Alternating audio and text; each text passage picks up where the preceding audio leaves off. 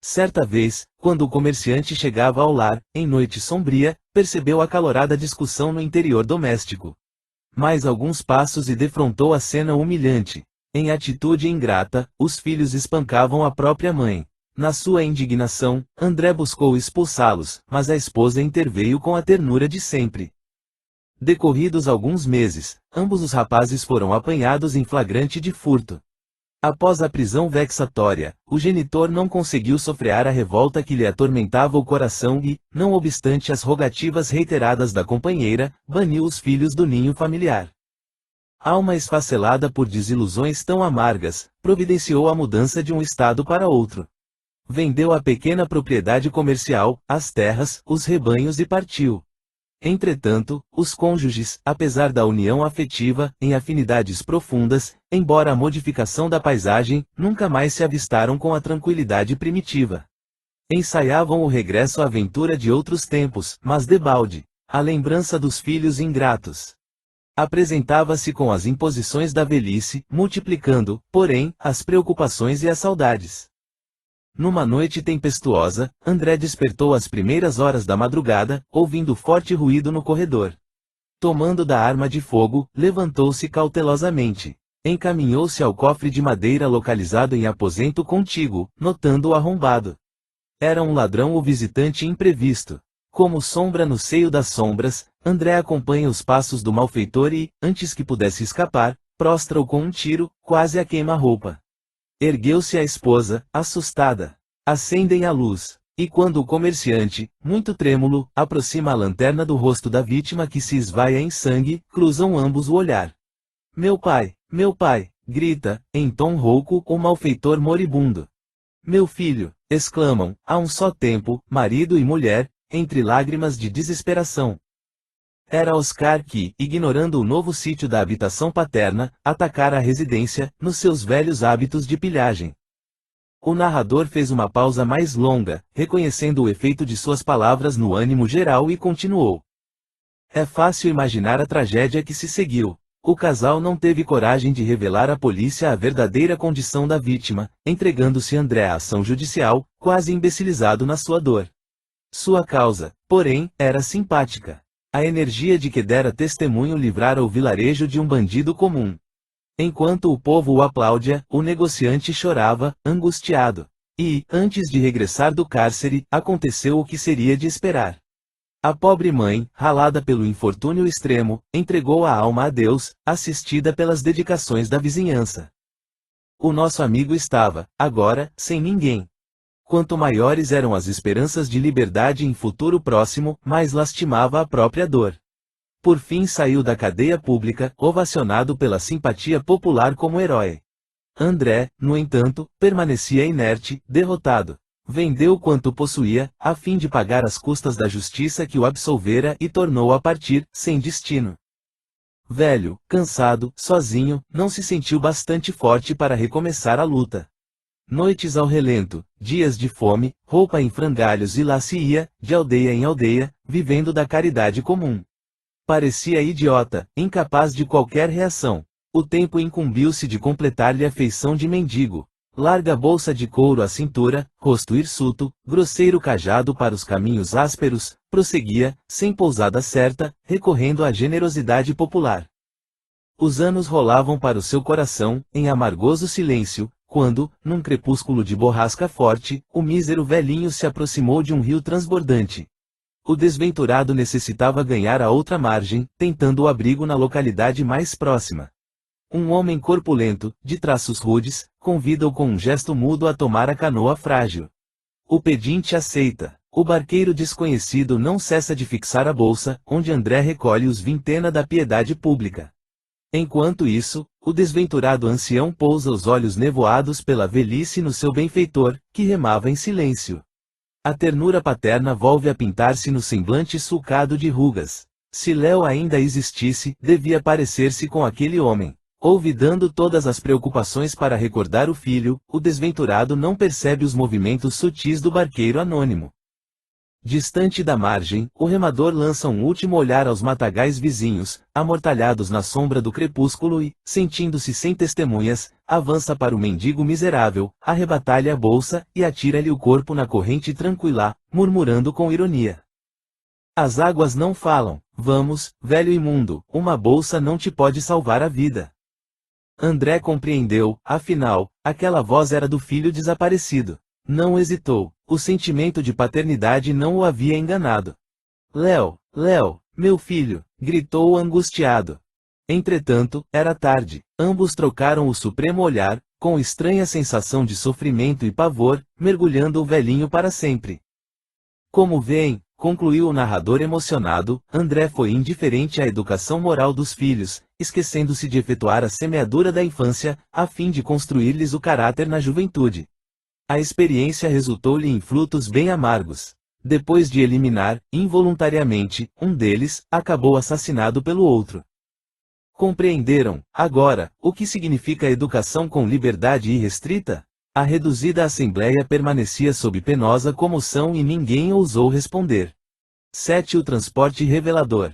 Jovelino Soares, na sua vida calma de interior, desde algum tempo andava todo entregue às primeiras experiências mediúnicas. Não desprezava a pequena oficina de mecânica, onde, com a colaboração de alguns auxiliares, era, mais ou menos, o patrão de si mesmo.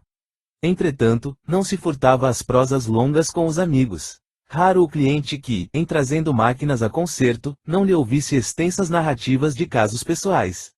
Andava impressionado, sobretudo, com os fenômenos de desdobramento. Colecionava apreciável bagagem literária, nesse ramo dos conhecimentos espiritualistas, e lamentava que as suas faculdades incipientes lhe não proporcionassem os grandes voos. No entanto, dia e noite, procurava efetuar o tentamen. Às vezes, enquanto os empregados iam e vinham, à cata de chaves ou parafusos, lá estava o Jovelino em concentrações reiteradas, no aposento íntimo. Queria, a qualquer preço, realizar os transportes de grande envergadura. À noite, esquivava-se ao serviço humilde do bem, porque não se contentava em confortar um doente, aplicando-lhe fluidos curadores ou reconfortantes, nem se conformava com o exame dos ensinamentos morais que as reuniões evangélicas ofereciam. Dava preferência a tentativas mais vastas. Não se haviam verificado importantes desdobramentos consensitivos diversos? Os livros científicos estavam repletos de relatórios, nesse particular. Seus estudos e investigações prolongavam-se noite adentro. Por vezes, a esposa dedicada chamava-o a melhores raciocínios. Jovelino, não será mais razoável que te consagres ao trabalho profissional com assiduidade e devotamento. Chego a afligir-me por tua saúde. Creio que é muito justa a tua aspiração de maiores edificações espirituais. Contudo, suponho que deves metodizar os teus esforços nesse plano, sem descurar os deveres que condizem com a paz de nosso lar. O marido, com expressão quase rude nos olhos frios, murmurava com tédio, ora essa! Que falta à nossa casa! E concluía, resmungando. Como sempre acontece, não me podes compreender. A companheira voltava, humilde, a novos argumentos, evidenciando enorme ternura. Não me refiro às tuas experiências, no sentido de condená-las. Conheço o valor da espiritualidade e não me internaria em considerações descabidas. Não posso, porém, aprovar os excessos a que te vens entregando, desde algum tempo. Não nos falta pão à mesa, todavia, escasseia a nossa tranquilidade doméstica. Teus hábitos estão fundamentalmente alterados pelas demasiadas concentrações, sem qualquer observação de tempo ou conveniência. Jovelino, todavia, não a deixara terminar. Ignoras, acaso, meus propósitos? Perguntou irritado. Desconhecer os poderes do homem que se torna senhor dos dons superiores da natureza psíquica. Espero obter os grandes transportes, em breves dias. E, numa antevisão das experiências gloriosas, exclamava de olhos parados, fixos na imensidade azul que se podia divisar além da janela aberta. Desdobrar-me, ver os céus ilimitados, conhecer a intimidade dos outros seres. Oh, que ventura poderá ser igualada a essa? Como tudo será então mesquinho, neste mundo, aos meus olhos. A esposa afastava-se do visionário, procurando disfarçar as torturantes preocupações que lhe ralavam a alma sensível. E, por muito tempo, Jovelino Soares prosseguiu em suas práticas exaustivas, indiferente aos prejuízos domésticos. Mantinha-se nas atitudes de recolhimento, num esforço incessante. Entregava-se às fórmulas verbais, multiplicava os jejuns, onde havia muitos compromissos palavrosos, mas nenhuma espontaneidade. A situação permanecia nessa altura, quando, em noite de enorme esgotamento das energias físicas, o nosso amigo foi arrebatado a um sonho deslumbrante. Sentia-se afinal em prodigioso desdobramento. A região a que aportara, em voo célere, coroava-se de infinita beleza. Palácios de neblina dourada fulgiam a seus olhos, extasiado, no cume de um monte adornado de luz, contemplava a cena, admirando a maravilha, em humilde genuflexão. Leve ruído denunciou a presença de alguém que parecia procurá-lo com interesse. O generoso benfeitor espiritual, que se adiantava, mostrou-lhe um sorriso bondoso e interrogou com doçura fraternal. Jovelino, a caridade augusta do Cristo permitiu que viesses até aqui e estou pronto a atender-te. Que desejas do Senhor, com um impulso tão forte? Sentindo-se vitorioso, o interpelado redarguiu. Valoroso emissário, desejo receber os dons do desdobramento espiritual lá no mundo. O mensageiro tomou uma atitude benevolente e esclareceu. Mas já fizeste as experiências que a terra te oferece nesse sentido? És um espírito desdobrado nas obrigações diversas? Pode ser pai, filho, irmão, amigo, servo ou mordomo ao mesmo tempo, sem inclinações prejudiciais, sabendo amar, corrigir, orientar, administrar, obedecer ou servir, simultaneamente. Jovelino experimentou um choque intraduzível. Entendeu, de relance, a complexidade dos deveres que lhe eram exigidos e obtemperou. Conheço, porém, pessoas que se desdobram sem tão grandes preocupações. Em geral, respondeu-lhe o emissário, com solicitude, nem todos os frutos são colhidos na época adequada e, quase sempre, os frutos verdes são presa de crianças que os inutilizam desastradamente. Ante a observação justa, que consubstanciava um feixe de ensinamentos felizes, o visitante da esfera espiritual voltou a dizer, tentando explicar-se. Talvez não tenha sido bastante claro. O que desejo é a permissão para os transportes sublimes da alma. Já efetuaste, porém, o aprendizado dessa natureza que o mundo te proporciona. Encontras-te senhor de semelhante aquisição? Como te transportas da alegria para a dor, da saúde para a enfermidade, da união para a separação, do conforto para as dificuldades? Guardas, em tudo, o mesmo padrão de confiança em Deus, portando-te, em todas as circunstâncias, como em serviço de sua vontade e de seu amor. O espírito terrestre não conhecerá os transportes sublimes, sem essa preparação justa. Jovelino Soares ficou atônito. Francamente, não havia pensado nisso. Embora se esforçasse, não encontrava recursos, a fim de responder. O generoso mensageiro, percebendo-lhe a confusão natural, acariciou-lhe a fronte com inexcedível bondade e falou brandamente. Teus serviços, entretanto, não estão perdidos. Fixa a atenção, porque te conduzirei, neste momento, à melhor região em que te podes manter com benefícios. Mais tarde, poderás atravessar os vastos domínios de outros mundos, o sistema solar exporá aos teus olhos maravilhas indescritíveis, mas, a solução do problema é igual ao da escada ou da montanha, é preciso equilibrar-se ao subir. O lugar a que serás agora conduzido não é tão luminoso e todavia possui a sua beleza peculiar. E a zona compatível com a tua posição atual, mesmo porque, bem sabes que não se pode trair a classificação gradual da natureza. No entanto, se conseguires ver, como se torna necessário, encontrarás aí numerosas maneiras de enriqueceres as tuas faculdades. Reconhecerás as diversas potências que permanecem a serviço de tua iluminação. Jovelino exultava. A seu ver, ia, enfim, descortinar os segredos do céu. Não seria naturalmente arrebatado às constelações mais altas, contudo seria levado a regiões de sublime surpresa. O bondoso mensageiro estendeu-lhe a mão e disse em voz firme, vamos. O mecânico experimentou indefinível sensação de deslocamento. Guardava a impressão de que tombava sobre um abismo de luz. Daí a momentos acordou violentamente, no leito. Como interpretar a visão inesquecível? Qual se fora auxiliado por benfeitores intangíveis, começou a fixar a atenção em si mesmo. Contemplou os pés e meditou nos benefícios que deles poderia auferir, caminhando exclusivamente para a bondade, deteve-se no exame das mãos e refletiu na imensidade de tarefas generosas que lhe era possível cumprir. E os olhos? Não conseguiria com eles realizar o trabalho de seleção perfeita da verdade e de modo a se afastar de todo o mal.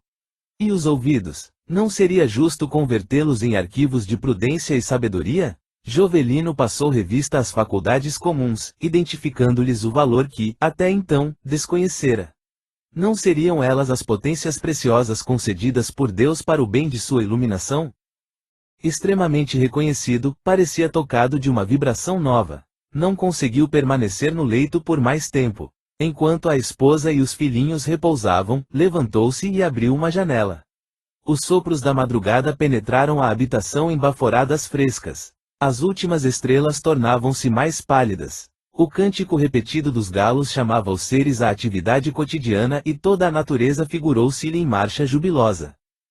O nosso amigo, experimentando intraduzível emotividade, sentiu estranha atração para a vida e para o trabalho.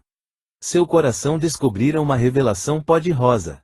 Compreendeu que a região divina, compatível com a sua posição espiritual, a que fora conduzido por um emissário do Cristo, era o seu próprio corpo terrestre. Era aí mesmo que poderia descortinar belezas sem conta e infinitas possibilidades de iluminação. 8. O livre pensador. Raimundo da Anunciação viera do materialismo para o conhecimento da doutrina dos espíritos. Entretanto, por maiores que fossem as advertências dos amigos sinceros, não se furtava ao vício das discussões sem propósito definido. Desde cedo, transformara-se em polemista contumaz, rebelde a qualquer ideia de humildade, ou de compreensão das necessidades alheias. Havia um ponto obscuro em alguma questão intrincada da vida? Não encontrava dificuldade para completar os casos e esclarecer o assunto, a seu modo. Essa mania de julgar precipitadamente e de terçar armas pela imposição de suas ideias, fora transportada às suas atividades espirituais, com enorme prejuízo para a sua edificação interior. Parecia uma pilha humana em permanente irritação contra as demais confissões religiosas. Funcionário com responsabilidade definida, levava à repartição suas polêmicas intermináveis. Enquanto o diretor despachava processos no gabinete, ele permanecia em trabalho ativo, atendendo a papéis que lhe requisitavam esmerada atenção. Contudo, logo que se afastava o chefe imediato, acendia um charuto distinto e tocava a explanar a situação do próximo ou dos companheiros. E você, Renato, dizia a um colega, em tom de zombaria, ainda não se decidiu pelo espiritismo. Em virtude de o rapaz revelar-se confuso, mastigando um monossílabo, à guisa de resposta, o valente polemista continuava.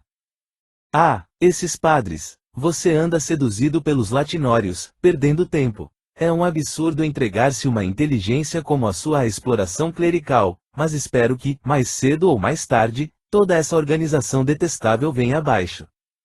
Era a início de longa perlenga. O companheiro idoso, da frente, católico romano fervoroso, vinha em socorro do jovem tímido. Mas, Raimundo, que tem você com os padres? Creio que a nossa igreja é tão respeitável quanto as outras. Além disso, não podemos ignorar que a maioria está conosco. O interpelado enrubesce-a e, atalhando, de pronto, exclamava colérico. Alto lá, Deus nos livre da influência do clero. Declaremos guerra aos traficantes do altar. O progresso humano há de afugentá-los como a luz da manhã expulsa os morcegos sugadores.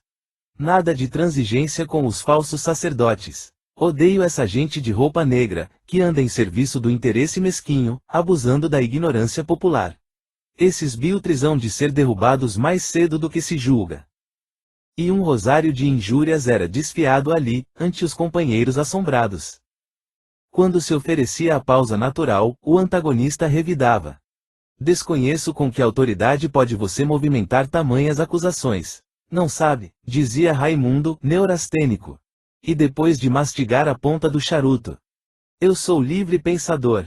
A discussão prosseguia acesa, até que um colega vinha pedir calma aos contendores, a fim de que o trabalho não fosse excessivamente perturbado.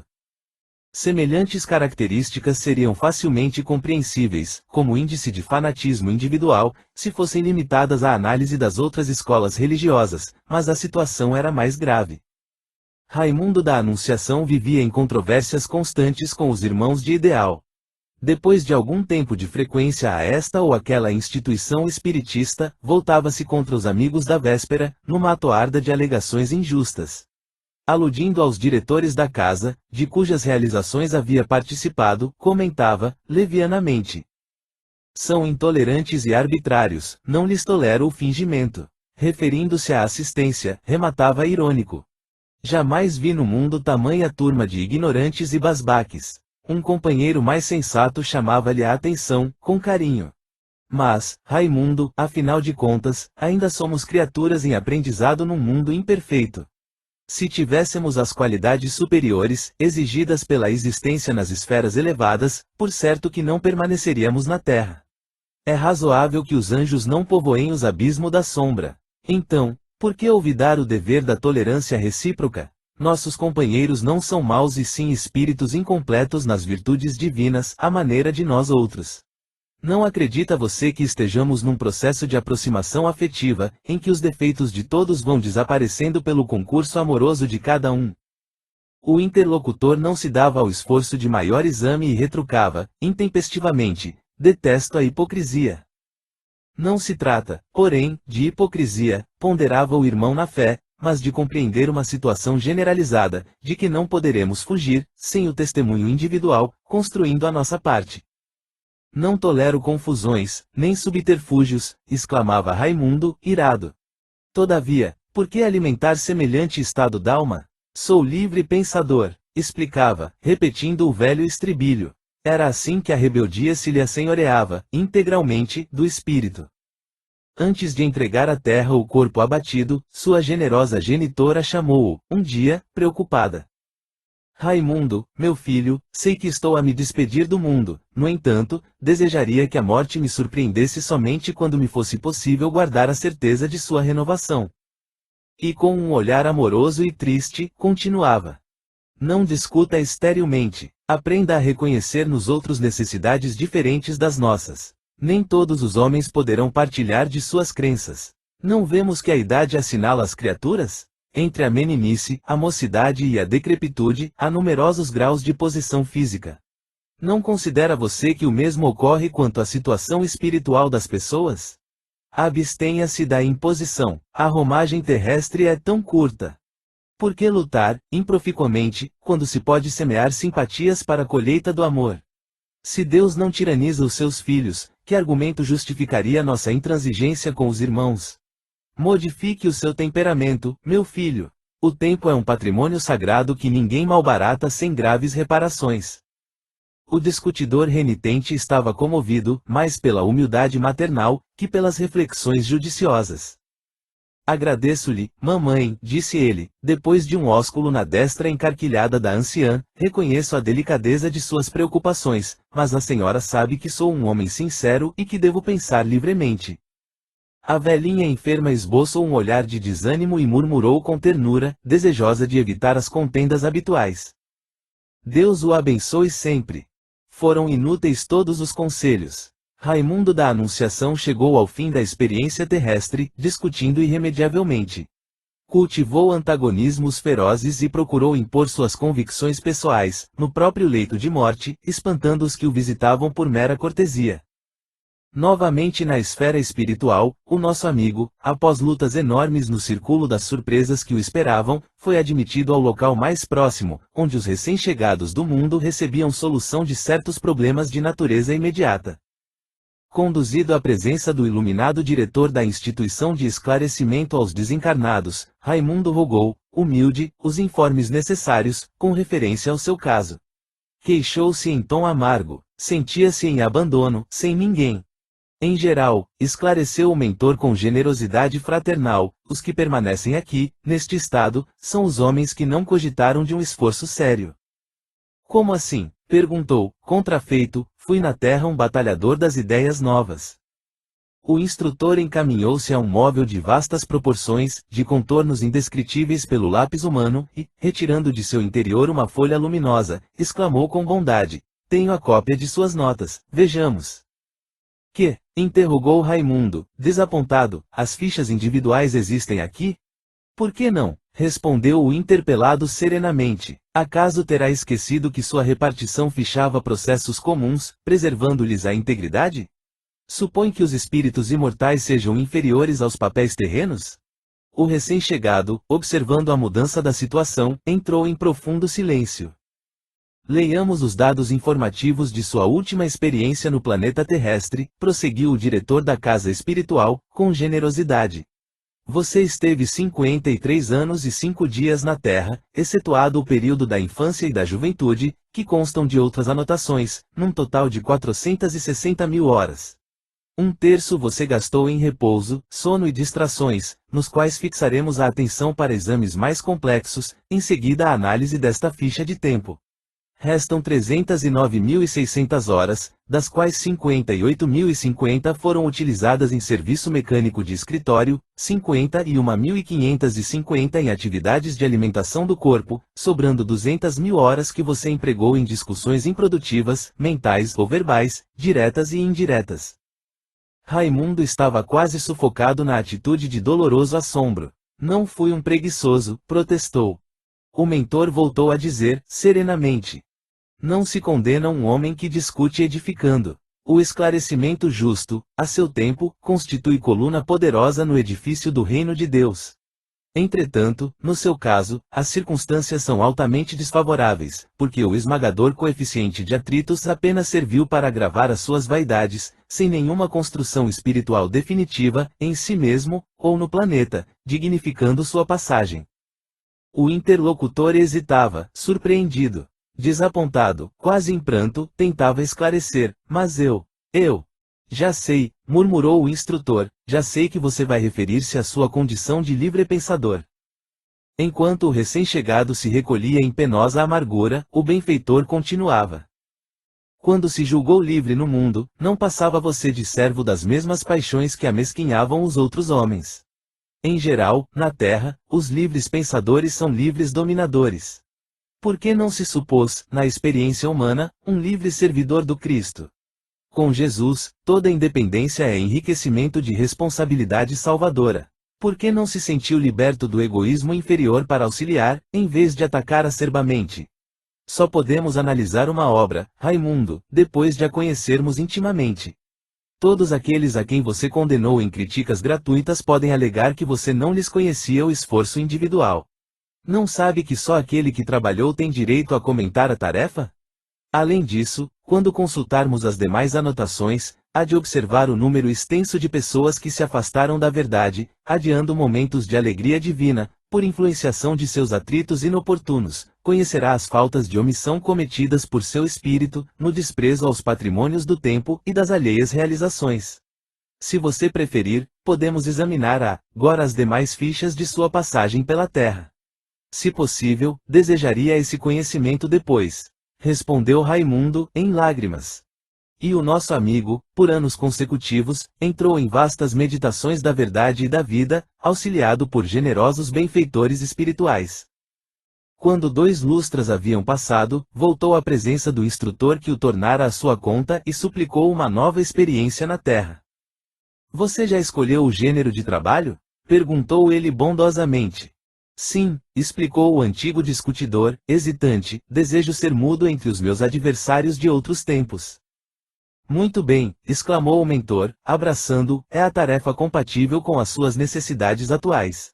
Você renascerá mudo e com ótimos ouvidos, porque, segundo sua ficha de tempo, não lhe será possível entregar-se a qualquer realização mais elevada, enquanto não permanecer em silêncio por 22 anos e alguns meses, escutando para aprender e impossibilitado de falar coisa alguma.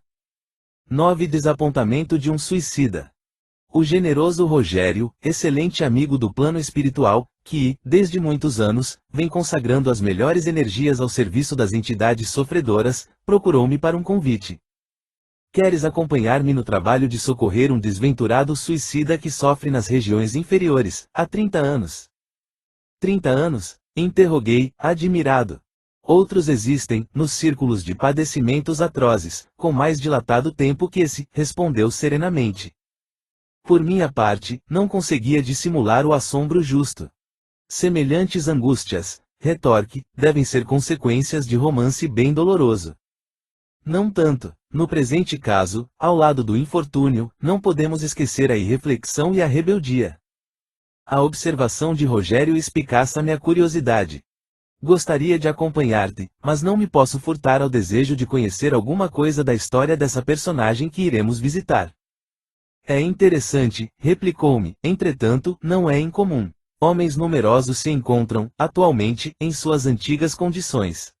E, depois de tomar posição como narrador engraçado e otimista, começou atencioso. Há cerca de 30 anos, Tomazino Pereira era empregado de uma tipografia no Rio de Janeiro.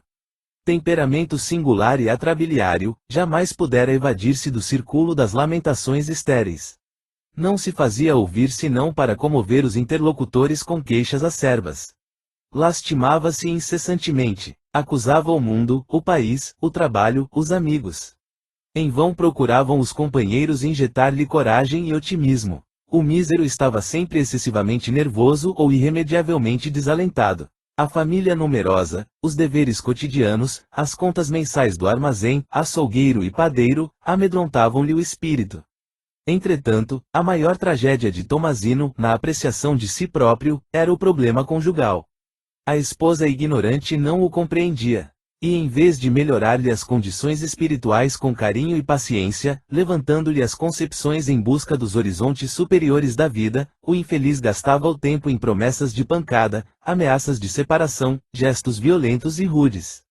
A situação enchia os filhinhos do casal de espanto e amargura, pois o chefe da casa, em desespero, dava a impressão de um louco, sem esperança de cura. Quando não esmurava as mesas, em fúria doentia, mantinha-se em atitude de extrema desolação, apático, em prantos angustiosos. No quadro de seus afeiçoados, estava o Oscar Fraga, amigo de infância e de luta diária, que se valia das fases de desânimo do amigo para mais aproximar-se, tentando arrancar-lhe a alma das tempestades da incompreensão. O caso, porém, tornava-se mais complicado, dia a dia. Tomazino andava possuído de ideia sinistra. Alimentava o propósito de suicídio com preocupação crescente. No íntimo, sempre considerara os que fogem às tormentas da vida humana como criaturas privilegiadas e corajosas. Não era a melhor maneira de protestar contra o destino, retirar-se do mundo, em silêncio? Não lhe parecia a existência terrestre enorme banquete, onde alguns se serviam dos manjares, reservando-se a outros as ervas amargosas? Depor o fardo a meio do caminho, em seu modo de ver, constituía a atitude mais consentânea com a dignidade pessoal. No fundo, acreditava na existência de Deus, mas a cegueira de espírito não lhe deixava entrever o menor vislumbre das verdades essenciais, que o induziriam à coragem indispensável no combate comum. À medida que lhe crescia n'alma a intenção de escapar à luta, mais se sentia herói. Percebendo-lhe tão perigosas disposições, o Fraga, que era espiritista convicto, aproximou-se com mais vigor, trazendo-lhe a cooperação fraternal de que dispunha. Eram mensagens de suicidas desventurados, exortações evangélicas, páginas de consolação e reerguimento moral. Tudo isso é fumo de ilusão, exclamava Tomazino, desalentado, ninguém pode regressar da poeira do túmulo. Creio em Deus e estou certo de que Ele, mais que ninguém, compreende minha dor. Também eu, murmurava o companheiro, pacientemente, não ponho em dúvida o interesse amoroso do Altíssimo em nosso favor.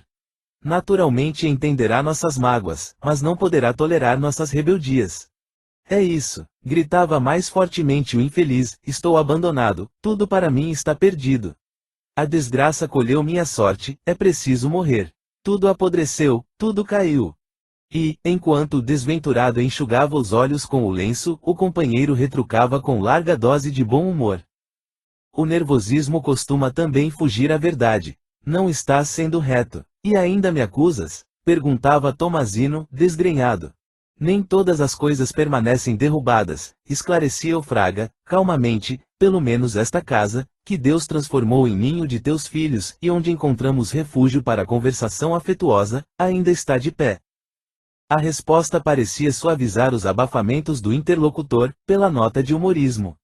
Depois de alguns minutos pesados de meditação, Tomazino voltava em desalento. Mas, e Olinda, se minha mulher compreendesse as necessidades justas, talvez que a vida se equilibrasse. Por que não lhe auxiliar a alma inculta, empenhando nisso as melhores forças do coração?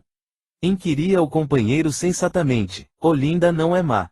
Como sabes, a ignorância tem arestas que é necessário desgastar. Além disso, nunca deverias esquecer que se trata da mãe de teus filhinhos.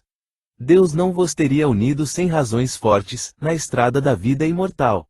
Vejo, em tudo isso, a representação de teus débitos espirituais no passado e que se torna imprescindível resgatar. Tomazino atalhava em tom irado. Não tens outro argumento senão esta história de reencarnações? Tenho, sim, murmurava o Fraga, sem se perturbar. É enquanto o outro o contemplava espantado. E indispensável que cada um saiba carregar a sua cruz redentora. É sempre fecundo nos conselhos. Clamava o mísero, desesperado. O amigo, porém, sem qualquer irritação, prosseguia de bom humor. Estás enganado. Este conselho não é meu, é de Jesus Cristo. Não me sinto devidamente iluminado para orientar a quem quer que seja. No entanto, creio que concordarás comigo quanto à competência do Salvador. A verdade, contudo, é que o Fraga sempre se retirava sem obter nenhum resultado satisfatório. Irascível, teimoso, impermeável aos benefícios da fé religiosa, Tomazino Pereira manteve-se inacessível a todos os processos de socorro espiritual. E na ideia orgulhosa de que poderia enfrentar o próprio Deus, a fim de inquirir o Criador, quanto aos enigmas do destino, uma noite tranquila, sem que ninguém esperasse, estourou os miolos irrefletidamente. A narração movimentada levou-me a recordar alguns companheiros das tarefas humanas, impressionando-me, vivamente. Esse é o espírito que encontraremos daqui a alguns instantes, concluiu Rogério com um sorriso generoso. De fato, sem despender maior esforço, descemos a uma região de sombras muito espessas.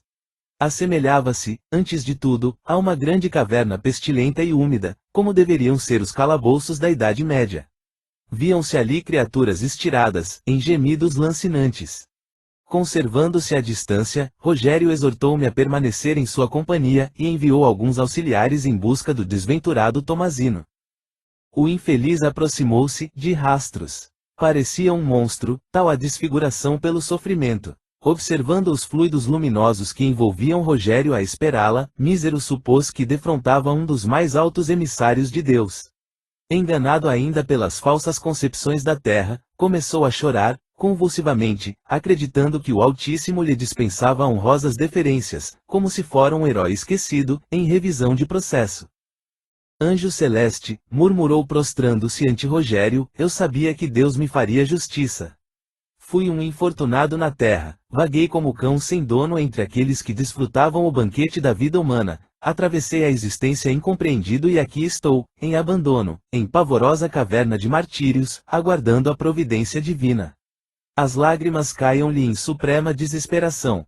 O interpelado, porém, mantinha-se em serenidade impassível e disse-lhe com firmeza: Tomazino, esquece o vício da queixa. Não sou um anjo celestial, sou teu irmão no mesmo caminho evolutivo. Não vim até aqui para arquivar as tuas lamentações, mas para sugerir-te calma e boa vontade, atendendo a muitas rogativas dos que se interessam por ti. Não consta, no plano espiritual mais elevado, que haja sido tão infeliz e sim que sempre foste rebelde aos alvitres divinos, quanto preguiçoso nas realizações para a vida eterna. O suicida experimentou indisfarçável surpresa. Esperava que todos os emissários do mundo superior fossem portadores de uma doçura de mel. Viciado como criança caprichosa e exigente, não entendia a bondade fora dos prismas da ternura. Assustado, Tomazino assumiu atitude diversa. Venho para ser útil às tuas necessidades presentes, continuou Rogério sem emoção, prestando-te este ou aquele informe que julgues necessário ao soerguimento do teu espírito. Via-se que o choque fora benéfico a Tomazino. Começando a compreender que a responsabilidade não dispensa a energia, fazia esforços para esquecer as velhas lamúrias e enveredar por expressões sérias, condizentes com a sua posição espiritual. Desejaria receber notícias de meus filhos, disse num gesto mais digno. Todos realizam as suas tarefas satisfatoriamente, esclareceu Rogério, delicado. Como deve saber, as obras de Deus não sofrem solução de continuidade, porque este ou aquele dos trabalhadores delibere escapar aos compromissos assumidos. Teus filhos são homens de bem, úteis à sociedade de que são parte integrante e ativa. Tuas filhas, nos dias que correm, são mães devotadas e generosas. Eles confiavam em ti, quando não possuías nenhuma parcela de confiança em ti mesmo. E porque hajas fugido ao lar, desamparando-os, nunca te esqueceram nas intercessões amorosas. Infeliz que fui, exclamou o suicida com acento amarguroso. Devias afirmar, antes de tudo, que foste tolo. Extremamente desapontado, Tomazino quis desviar o assunto e interrogou. Creio que tendes poder para auxiliar-me. Que devo fazer para melhorar esta situação? Sinto a cabeça tonta, sem direção. Desejaria, pelo menos, alcançar um tantinho de saúde. Perguntaste bem, disse-lhe o meu amigo, esse desejo evidencia as tuas melhoras espirituais. O que te poderá restaurar a saúde e o equilíbrio é a nova aplicação de terra. Aplicação de terra? Revidou Tomazino assombrado. Sim, terás de ser revestido, novamente, de um corpo terrestre. No planeta encontrarás o remédio para teus males. Despedaçaste o crânio e voltarás a exibir, no mundo, o crânio despedaçado. Não te faltará a medicação. Medicação? Perfeitamente, esclareceu Rogério, o idiotismo, a loucura, o desequilíbrio nervoso. São doenças, atalhou o suicida prontamente. É verdade, Tomazino, os seres terrenos ainda não compreenderam, mas, enquanto curam as enfermidades, acabam curados por elas. Aceitas, pois, o remédio do porvir? Reconhecia-se o pavor do infeliz, em face da indicação, mas, ao cabo de longos minutos de meditação, murmurou humilhado. Aceito. Quando deverei voltar? Quando nossa irmã Olinda estiver em condições de te receber nos braços maternos. O suicida compreendeu e entrou em profundo silêncio. Daí a instantes, era novamente recolhido ao seu cárcere de dor. Acerquei-me, então, de Rogério, admirado. Meu amigo trazia agora os olhos úmidos, revelando enorme piedade e comoção. Antes que lhe fizesse qualquer pergunta, tomou-me delicadamente o braço e murmurou compungido. Imensa é a tragédia dos espíritos sofredores. Mas, no auxílio efetivo, é indispensável considerar que cada doente reclama o seu remédio. A maioria dos suicidas requisita a dureza e a ironia para que possa entender a verdade. Até que se verifique a próxima experiência terrestre, Tomazino Pereira estudará sinceramente a própria situação e não se queixará mais. 10. O investigador inconsciente. O velho operário, em companhia da filha, identificou a placa brilhante no saguão do enorme edifício e galgou a escada, de olhos serenos e confiantes. Depois de bater respeitosamente à porta, atendido por distinto cavalheiro, apresentou a jovem enferma e explicou. Doutor, minha filha há muito vem apresentando sintomas perturbadores. Frequentemente apresenta-se tomada por forças estranhas, absolutamente incompreensíveis. Parece alucinada e, no entanto, patenteia o dom da adivinhação, com elementos irrefutáveis. Uma carta, um cofre fechado, não lhe oferecem segredos. Já procuramos ouvir alguns médicos, que, afinal de contas, apenas me agravaram as preocupações. Soube, porém, que o senhor é espiritista, e como já temos recorrido aos préstimos de alguns vizinhos, estou certo de que a sua ciência nos dará a solução necessária. O doutor Matoso Dupont fixou o olhar percussiente na doentinha e apressou-se a esclarecer. Não sou propriamente espiritista, mas um observador dos fenômenos comuns, sou metapsiquista. O consulente, naturalmente acanhado, guardou silêncio, enquanto o médico atacava a enferma numa saraivada de perguntas. E revelava, no olhar, a alegria do pescador quando fisga o peixe inocente, ou do experimentador que encontra uma cobaia preciosa.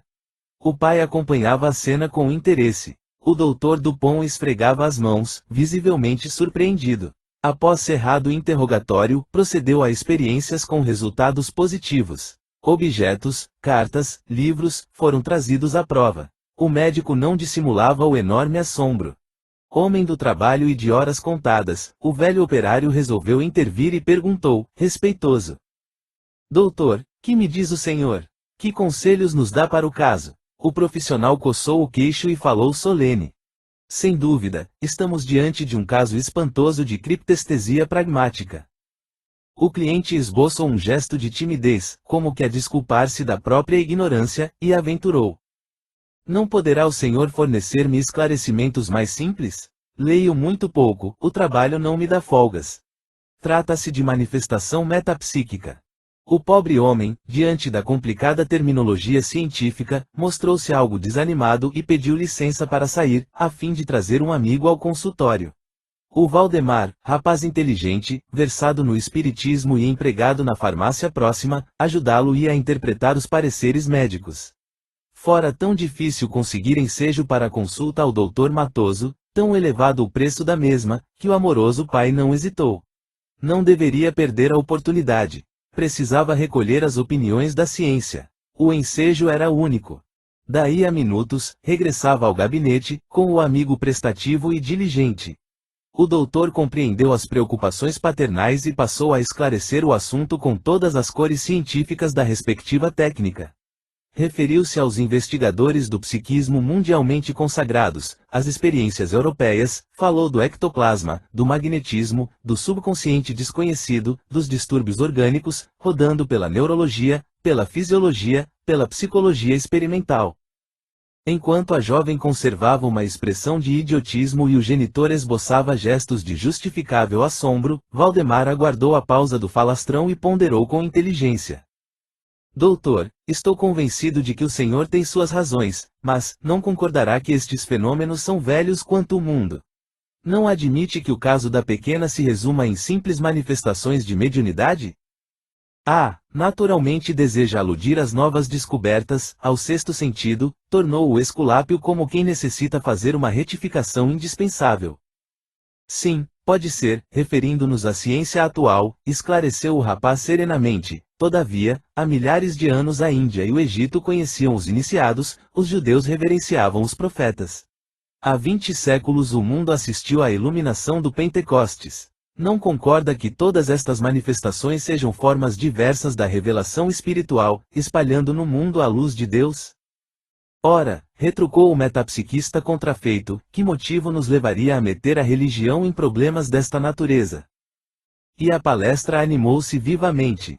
Valdemar prosseguia tranquilão, enquanto o Dr. Matoso atingia o auge da exaltação. O primeiro defendia a lógica da fé raciocinada, o segundo acusava os espiritistas de beócios, doentes, histéricos, fanáticos. Ao terminar a discussão, o velho retirou-se desalentado, levando a menina enferma e resolvido a contentar-se com o processo lento da cura, mediante as instruções evangélicas da água efluviada e dos passes ao alcance da família, no grupo dos vizinhos. Tal ocorrência constituía, porém, pequenina amostra do investigador renitente. O Dr. Matoso não saía nunca dos seus domínios de experimentador. Visitava núcleos doutrinários, atormentava os médiums, fazia questão de exibir o cartaz de inimigo declarado de todas as expressões religiosas. Afirmando-se discípulo de Richer, adotava a dúvida com atitude preceitual. Em qualquer observação, preocupava-o a possibilidade da fraude e, fosse onde fosse, preferia comentar a exploração grosseira, o charlatanismo, a má-fé. A sociedade o conceituava entre as grandes inteligências do meio e ninguém lhe negava títulos de competência. Entretanto, à força de contato com os detalhes anatômicos, ele enrijara as fibras emotivas. Mero cavador de fenômenos, tratava as mais belas sugestões da espiritualidade à maneira de fatos banais, sem maior significação. Não suportava as reuniões onde se fizessem rogativas a Deus, e aos companheiros de índole religiosa preferia os amigos levianos, prontos ao comentário científico, entre um sorriso de mulher sem escrúpulos e um trago de vinho capitoso. Nada obstante, em todos os acontecimentos os homens dispõem o jogo da vida, mas Deus é que distribui as cartas. Ninguém vive sem contas, indefinidamente. Chegou, afinal, o dia em que o Dr. Matoso foi compelido a recolher a bagagem material ao cofre vasto da terra, entrando em nova modalidade de existência.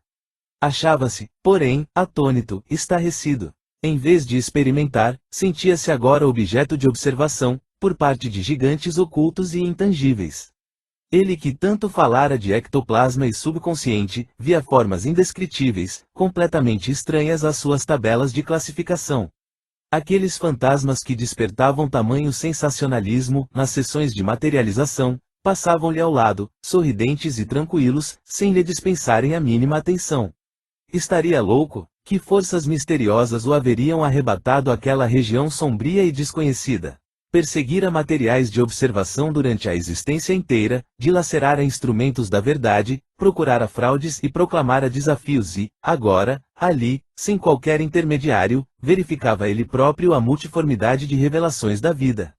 Tentava manter a atitude do experimentador que dispensa a cooperação religiosa, mas os reinos psíquicos multiplica avança, os materiais novos excediam a qualquer possibilidade de exame. Sozinho, sem o estímulo de companheiros com quem pudesse trocar impressões, o antigo investigador experimentou enorme cansaço. Ele que sempre fora avesso a orações andava desejoso de recolher-se ao mundo íntimo, a fim de solicitar a contribuição do mais alto. No fundo, admitia que semelhante atitude representava capitulação, entretanto, a seu ver, não rogaria à maneira de outros crentes. Formularia simplesmente um pedido de auxílio, mas, a quem, na secura das experimentações do mundo, jamais cultivara afeições quaisquer. Agravando-se-lhe, porém, as necessidades no meio de situações que não conseguia definir nem compreender, sentiu-se fraco e implorou a Deus lhe concedesse luz para os enigmas que o cercavam. Não demorou muito e um orientador generoso fez-se visível, atendendo à súplica. Amorável benfeitor, solicitou humilhado por quem sois, não me negueis mão amiga no labirinto em que me encontro. Escuta, Matoso, respondeu o interlocutor com intimidade, que fizeste de tanto material precioso concedido à tua alma no mundo. A ciência transformou-me num investigador inconsciente, explicou, evidenciando grande embaraço. Não desejo saber que títulos gratuitos te proporcionou a ciência convencionalista e sim o que fizeste da cultura enorme, e como usaste os patrimônios vultosos que te foram conferidos na terra. O interpelado impressionou-se com a profunda observação e, ganhando alguma coragem, relacionou as antigas inquietações, aludindo aos grandes cientistas do século e às rigorosas preocupações que adotara pessoalmente nas pesquisas efetuadas. Ao termo da longa exposição, o orientador espiritual falou, bondosamente. Falas de Crookes, de Flournoy, de Rochas, de Lombroso, de Richer, mas esqueces que precisas de construção própria. Tanto vacilaste no planeta, que terminaste a última experiência duvidando de ti mesmo. Quando procuravas ansiosamente a fraude nos outros, não vias que fraudavas a própria alma. Desafiaste médiuns e trabalhadores, entretanto, não atendeste aos desafios que a luta nobre te facultou em cada dia terreno. Não, não é bem isto, contestou Dupont, buscando justificar-se, o que nunca pude tolerar foi a manifestação religiosa. Porque, detestavas a religião, malsinhavas a prece, zombavas da fé, contudo, em que lugar do universo a vida não é ato religioso? Considerando-se o laço imperecível que une o Criador às criaturas e às coisas do caminho evolutivo, tudo é permuta e atividade divina. O sapo coaxando no pântano, a estrela enfeitando o céu no deserto, o diamante oculto nas pedras abandonadas não estão à procura de admiração humana, mas de identificação com a divindade. Anotaste, pesaste, classificaste como simples escravo da estatística, mas a cultura espiritual não se constitui apenas de terminologia técnica. A cor é aspecto, nunca o objeto em si mesmo. É incontestável que sabedoria e amor representam as asas sem as quais é impossível ascender aos cumes da perfeição eterna, mas, sabedoria não significa cristalização no círculo individual, antes é penetração no país infinito da verdade divina, cuja luz palpita no maravilhoso plano de unidade, através de todos os seres. Não te detenhas no exterior. Busca o teu mundo de belezas ignoradas e observa a ti mesmo. Meu amigo, Deus é amor, vida, suprema luz. Nesse momento, o benfeitor desapareceu numa torrente de claridades infindas. Sem explicar o que se passara, Dupont achou-se de joelhos, face lavada em lágrimas abundantes. O cérebro febril banhava-se em energias desconhecidas. Pela primeira vez, sentia a grandeza divina e parecia constituir, ele próprio, harmoniosa nota de amor no cântico universal. Por quanto tempo demorou em adoração indefinível? Não poderia responder. Quando, porém, examinou a necessidade de integração no trabalho redentor, uma voz carinhosa e familiar lhe timbrou brandamente aos ouvidos. Vamos, meu filho, o pai jamais regateia a oportunidade de retificação e serviço. Voltemos para o mundo. Tu que observaste tanto os semelhantes, sem finalidade justa, regressarás agora a fim de seres observado.